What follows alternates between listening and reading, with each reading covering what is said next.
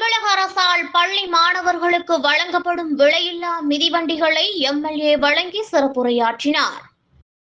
தமிழக அரசால் பள்ளி மாணவ மாணவியர்களுக்கு விலையில்லா மிதிவண்டிகளை ஒவ்வொரு ஆண்டும் வழங்கி வருகின்றனர்.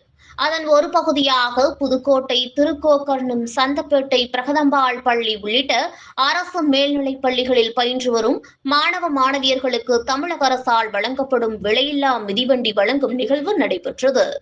இந்த நிகழ்விற்கு புதுக்கோட்டை சட்டமன்ற உறுப்பினர் மருத்துவர் வை. முத்துராஜா சிறப்பு அழைப்பாளராக கலந்து கொண்டு தமிழகத்தில் உள்ள அனைத்து துறைகளையும் விட பள்ளி மாணவ மாணவியர்கள் பயனடையும் வகையில் அதிகமான நிதி பள்ளி கல்வித்துறைக்கு தமிழக அரசு வழங்கியுள்ளது.